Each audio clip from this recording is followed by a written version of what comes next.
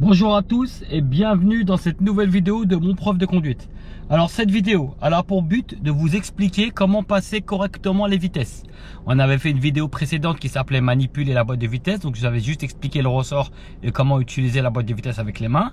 Maintenant je vais vous apprendre à passer les vitesses. Ça veut dire comment on va faire pour rouler et passer les vitesses au bon moment, à quel moment on peut passer la 2 et la 3. Bien souvent on vous dit d'entendre le bruit. Écoute le bruit, le moteur te demande de passer la vitesse. Oui, je veux bien qu'on me dise ça, mais le bruit, il faut savoir de quel bruit on parle. Vous allez détecter un bruit qui n'est pas forcément celui que moi je parle ou que votre moniteur parle. D'accord?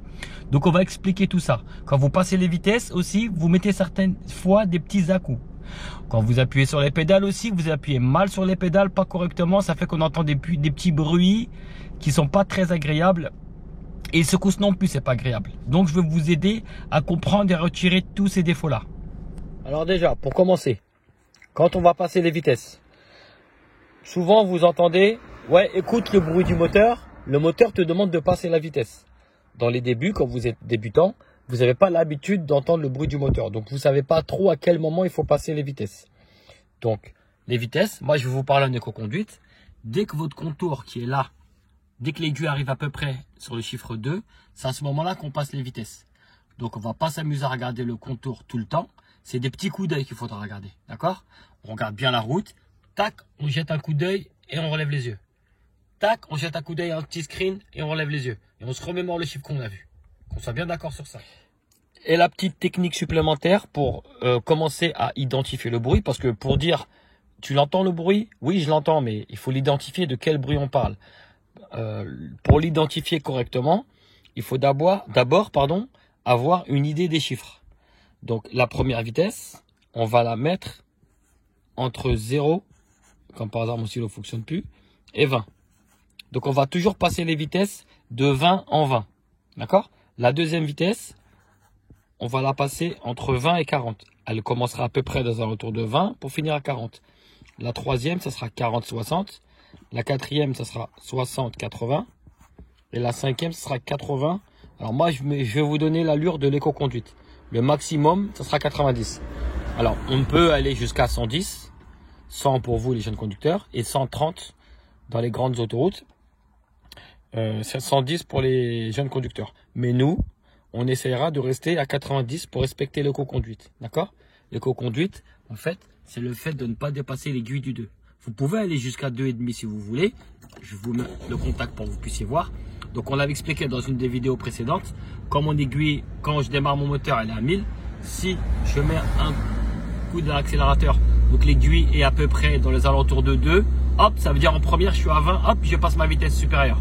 C'est-à-dire la 2. D'accord? L'aiguille va redescendre à 1000 et ainsi de suite. D'accord? Si je veux, ce n'est pas interdit. J'ai le droit de dépasser le chiffre 2. Ce n'est pas interdit. Seulement si je fais ça, je ne suis plus en éco-conduite. D'accord? Le camion vient de passer. Et nous, pour respecter l'éco-conduite, on va toujours passer les vitesses de 20 en 20. D'accord? Alors, ça ne veut pas dire qu'en première, on n'a pas le droit de dépasser 20. On peut dépasser 20, sauf qu'on n'est plus en éco-conduite. D'accord? Au début, quand on vous apprend à conduire, la première, votre moniteur vous demande de dépasser 20.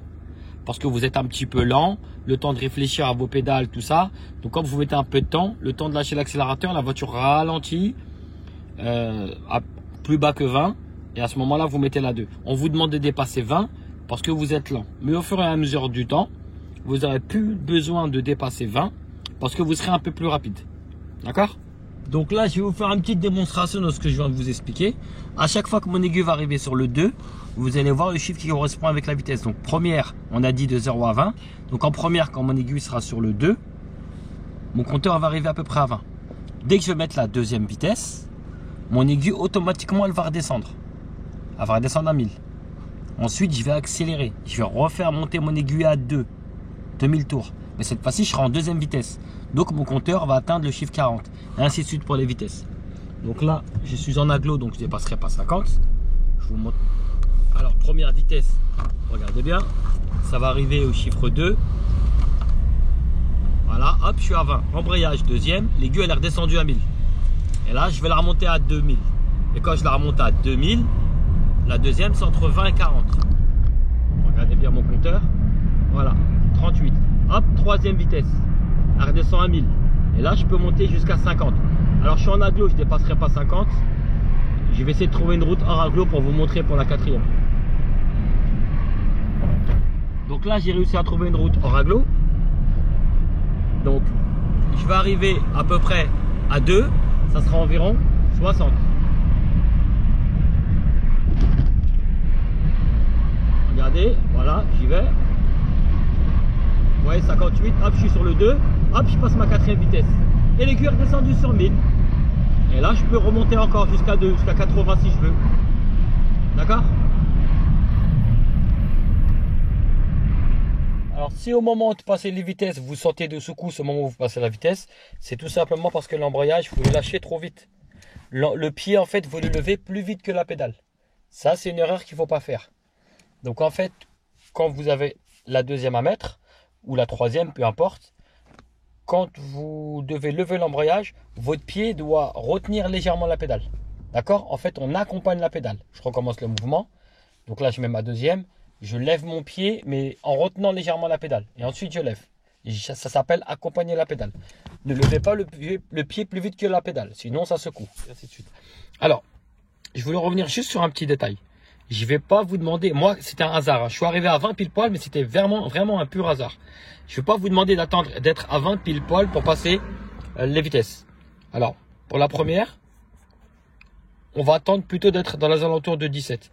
Et tous les autres vitesses, on va enlever 5 km/h à chaque fois. Donc sur le 40, je vais enlever 5, ça revient à 35. Pour le 60, je vais enlever 5, ça revient à 55. La quatrième, 75. La cinquième, elle ne va pas changer. D'accord? Le 90, le maximum ne bouge pas. Le minimum ne bouge pas. Et le maximum ne bouge pas. Alors, chaque fois que mon compteur sera entre 17, 18, 19 ou 20, j'aurai le droit de mettre la 2. Donc, par exemple, si j'aurais été à 18, j'aurais eu le droit de mettre la 2. Par contre, si j'aurais été à 13 ou à 14, j'aurais pas pu. C'est trop bas. Ensuite, en deuxième, j'ai le droit d'aller jusqu'à 40. Je peux dépasser 40 si je veux, mais dans ce cas-là, je suis plus en éco-conduite. Rappelez-vous, on ne dépasse pas les 2000 tours pour l'éco-conduite. Donc, chaque fois que mon compteur sera à peu près entre 35, 36, 37, 38, 39 ou 40, j'aurai le droit de mettre la 3. C'est la raison pour laquelle quand je suis arrivé à 38, j'ai mis la 3. Parce que 38 fait bien partie de mes chiffres qui sont entre 35 et 40. Si j'aurais été par exemple à 33, c'est pas possible.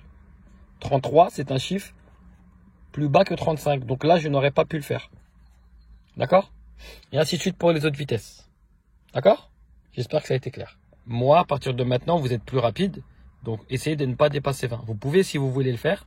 Mais dans ce cas-là, vous n'êtes plus en éco-conduite. Nous, on apprendra à rouler en éco-conduite. D'accord? Donc, si vous voulez screener, je vous laisse le screener. Alors, au moment de passer les vitesses, j'ai oublié de vous expliquer un détail important. Quand on passe les vitesses, donc quand on démarre, je suis d'accord avec vous, on l'avait vu dans la vidéo qui expliquait le démarrage, on accélère un petit peu jusqu'à 1500 tours. Ensuite, on lève l'embrayage jusqu'au point de patinage, on bloque, on compte 1, 2, 3. Ensuite, on lâche. Là, on a besoin d'appuyer sur les deux pédales simultanément. Et on relève progressivement. Par contre, quand on met la deuxième vitesse, c'est pédale par pédale. Ça n'a rien à voir. Ça n'a plus rien à voir quand on passe les vitesses. D'accord? Là, je vais passer la deuxième. Je lâche l'accélérateur. Toujours le talon au sol. Embrayage à fond. On passe la deuxième vitesse. Ensuite, je lève l'embrayage complet avant d'accélérer. Et après, à ce moment-là, j'accélère. Pareil pour la 3. Je lâche l'accélérateur, embrayage à fond. Troisième, je lève d'abord l'embrayage. Et ensuite, j'accélère. D'accord? Alors pourquoi avec le démarrage et le passage de vitesse, c'est pas la même chose? Ça, vous avez besoin de le comprendre. Et je vais vous expliquer aussi pourquoi on ne cale pas. Donc la raison, c'est que quand vous êtes en première, quand on est à l'arrêt, ma main droite, ça sera les roues. Ma main gauche, ça sera le moteur. Quand on est à l'arrêt, la voiture, elle est à l'arrêt. Le moteur tournant. Le moteur tourne avec la première vitesse. Avec la première vitesse, on a besoin du point de patinage. Pourquoi? Parce qu'il y en a un qui tourne et l'autre ne tourne pas. Et on a besoin de la force du premier qui tourne. On a besoin de l'aider à faire tourner la deuxième partie, c'est-à-dire les roues. Et pour exercer cette force, on a besoin de moments où les deux disques vont se mettre en lien, où ils vont se coller. Donc pour le comprendre, ça, il faudra regarder la première vidéo que j'ai faite sur l'explication des pédales. Alors, pour l'aider, comme il ne tourne pas, hop, 1, 2, 3. Et le point de patinage, c'est pour aider à faire tourner la deuxième partie, la partie des roues. C'est à ce moment-là qu'on a besoin d'attendre 3 secondes. Ensuite, on va mettre la deuxième vitesse. Donc, je vais accélérer pour faire tourner mon moteur plus vite. Donc là, le moteur tourne plus vite. Et au moment où je vais mettre la deuxième vitesse, je vais devoir appuyer sur mon embrayage. Donc là, mon disque va se décoller quand je vais appuyer sur mon embrayage. Mais mes roues ne se sont pas arrêtées. Regardez ma main droite. Quand on est en première, quand on veut mettre la 2, les roues ne s'arrêtent pas. Ensuite, je vais mettre ma deuxième vitesse. Et je vais relâcher l'embrayage. Et quand je vais relâcher l'embrayage, ça va permettre à mes deux disques de se coller. Mais là, je n'ai pas besoin d'attendre 3 secondes pour l'aider à entraîner les roues. Pourquoi? Parce que les roues tournent déjà, tout simplement. C'est pour ça qu'on relève directement l'embrayage sans attendre 3 secondes. Et pour la troisième vitesse, comme les roues tournent déjà, je sépare mes disques, j'appuie sur l'embrayage, je passe ma troisième et hop, je relève l'embrayage. Et là, comme mes roues tournent déjà, je n'ai pas besoin du point de patinage. Et pour la quatrième, c'est pareil. Et pour la cinquième, c'est pareil. J'espère que j'ai été un petit peu compréhensif. Si jamais vous n'avez pas compris, hein, comme d'habitude, à la fin de la vidéo, pardon, je mets les réseaux. N'hésitez surtout pas à renvoyer un message. D'accord? Ou vous pouvez demander à votre moniteur un peu plus d'explications et il vous en donnera un peu plus. Alors pour la première, on l'avait expliqué. On avait dit qu'on appuyait sur l'accélérateur légèrement. Ensuite, on levait l'embrayage jusqu'à la moitié. On maintenait les deux pédales. 1, 2, 3. Et ensuite, on levait le reste. Et après, on accélérait. D'accord? Pour la deuxième, l'erreur que vous faites. Je vais vous montrer l'erreur. L'erreur, c'est que vous lâchez l'accélérateur. Vous appuyez sur l'embrayage. Ça, c'est très bien. Vous mettez la deuxième vitesse. Et ensuite, vous levez l'embrayage à moitié. Vous accélérez. Et après, vous levez le reste de l'embrayage. Ça, c'est l'erreur à ne pas faire. Ça, vous le faites en première, mais pas pour les autres vitesses. Je vais vous montrer comment on fait pour les autres vitesses. Enfin, je ne vais pas vous le montrer, je vous l'ai déjà montré, c'était dans le début de la vidéo. Donc, je vous refais le geste. Hein. J'accélère, je lève l'embrayage. Ça, c'est pour la première, on est d'accord. 1, 2, 3, je lève. Pour la deuxième, je lâche l'accélérateur. Embrayage à fond. Je mets la 2. Je lève d'abord l'embrayage. Hein. Regardez, j'accélère pas. Une fois que l'embrayage est complètement levé, là, j'accélère. Alors on va faire le petit test ensemble. On va rouler. Donc je vous montre avec mes pieds en même temps. Donc j'ai mis la première, je fais mon démarrage. D'accord? Là j'ai le point de patinage. 1, 2, 3 et j'attends. Voilà. Je vais monter à peu près à 17. Voilà. Embrayage à fond. Deuxième. Je lève d'abord l'embrayage et après j'accélère. Voilà, je monte à peu près à 35, 40 comme je veux. Voilà. Embrayage à fond, troisième, je lève d'abord l'embrayage et après j'accélère. Je peux monter jusqu'à 50. Donc là il y a un véhicule devant moi, donc je ralentis, je m'arrête. Voilà. Vous avez compris un petit peu? Donc là j'ai remis la première, je vais vous remontrer avec mes pieds. Voilà, je monte à peu près à 17, je mets la deuxième, je lève l'embrayage et après j'accélère. Je vais monter à peu près à 35. Embrayage à fond, je suis à 37, troisième, je lève d'abord l'embrayage et après j'accélère. Voilà. Donc j'espère que ça vous a plu, que ça vous a aidé. Et le prochain cours que je vais faire avec vous, ça va être sur le rétrogradage. Donc on va expliquer le rétrogradage et le frein moteur. Parce que malheureusement, il y a beaucoup d'entre vous qui n'ont pas compris le rétrogradage correctement, ni le frein moteur. Et ce sera le but de mon prochain cours. D'accord ? Donc en attendant le prochain cours sur le rétrogradage, n'hésitez pas à me poser des questions sur les réseaux sociaux. Comme d'habitude, à la fin, je mets les réseaux sociaux.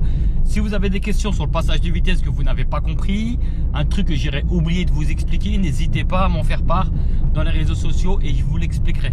D'accord? Allez, bonne fin de journée et bon courage à tous. Au revoir.